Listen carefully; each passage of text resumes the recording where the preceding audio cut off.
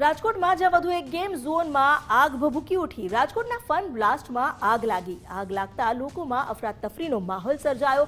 ફરી એકવાર લોકોને ટીઆરપી ગેમ ઝોન કાંડની યાદ આવી ગઈ અને અફરાતફરી મચી ગઈ। લોકો જીવ બચાવીને બહાર ભાગતા દેખાયા। શોર્ટ સર્કિટને કારણે આગ લાગી હોવાનું સામે આવ્યું છે। ફાયર બ્રિગેડે ઘટના સ્થળે પહોંચી આગ પર કાબુ મેળવવા પ્રયાસ શરૂ કર્યા। સદનસીબે હજુ સુધી કોઈ જાનહાનિના સમાચાર સામે નથી આવ્યા। ઉનાળો છે અને 44 ડિગ્રી સુધી તાપમાન પહોંચ્યું છે। આ ઉપરાંત વેકેશનનો સમય, રજાનો સમય, તેને લઈને અહીં ખૂબ ભીડ હતી। જોકે સદનસીબે અહીં જાનહાનિના સમાચાર હજુ સુધી કોઈ સામે નથી આવ્યા।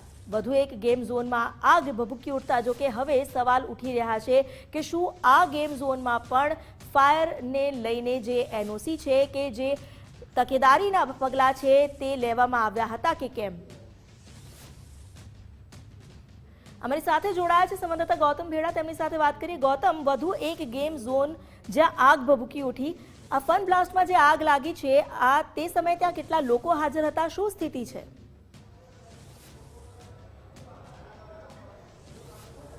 ચોક્કસ જે રીતના રાજકોટમાં હજુ રાજકોટ વાસીઓ ટીઆરપી અગ્નિકાંડની ઘટના છે તે ભૂલ્યા નથી, ત્યાં વધુ એક વખત આ પ્રકારની ઘટના થતાં અટકી ગઈ છે। એ પ્રકારની ઘટના રાજકોટની અંદર સામે આવી છે।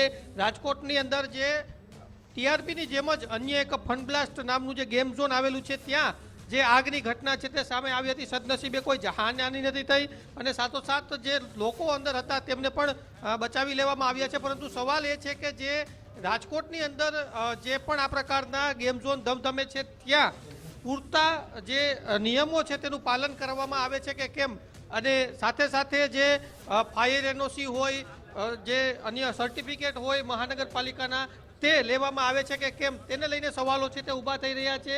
અત્યારે હું આપને બતાવીશ જે દ્રશ્યો છે તે ફાયરના સાધનો, ઇક્વિપમેન્ટ છે તે અહીંયા આવી ગયા છે। ફાયરની ગાડી પણ અહીંયા આવી છે। સદનસીબે કોઈ જાનહાનિ પણ નથી થઈ। મહાનગરપાલિકાના અધિકારીઓ અહીંયા છે। સાહેબ, જે આગ બંધની ઘટના સામે આવી છે, શું પ્રાથમિક વિગત સામે આવી? હાલ જે આ સ્થળે એક શોક સર્કિટ કે સ્પાર્ક થયો હતો, એનાથી ધુવાણો થયો હતો અને એ કદાચ એમના સ્મોક ડિટેક્ટર છે એ એક્ટિવેટ થયા હતા, એનાથી પ્રથમ જાણ થઈ હતી અને આપણી ટીમ પહોંચી ગઈ છે। અત્યારે હાલ કોઈ ડેફિનેટલી આગ પણ નથી, નુકસાની પણ નથી, તેમ છતાં સેફટી ખાતર તમામ જે અંદર બાળકો વગેરે કુટુંબો હતા એને આપણે બહાર સેફલી લઈ લીધા છે।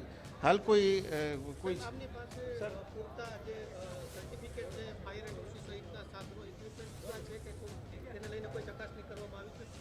અમને એનઓસી મળેલી છે, એટલે એ રીતે પૂરતા સાધન હશે તો જ આપણે એનઓસી આપેલી હશે। તેમ છતાં અત્યારની જે આપણી ટીમ છે તે જે બી હશે તે જોઈ રહી છે। સામાન્ય રીતે વેકેશનનો સમય છે, બાળકો ખૂબ જ મોટી સંખ્યામાં આવ્યા હોય, કેટલા લોકો હતા અને આ જે ઘટના બની એમાં કેટલા સમયમાં રેસ્ક્યુ કરવાનું? હું માનું છું લગભગ 300 થી વધારે બાળકો મને દેખાણા અત્યારે જે બારે ઊભા છે તે। રેસ્ક્યુ કેટલો ટાઈમની અંદર કરવામાં આવ્યું તમામનું? એ તો હાર્ડલી 2 મિનિટ કે 3 મિનિટમાં છે। સામાન્ય રીતે ગેમ ઝોનમાં આગ લાગે ત્યારે આગ જી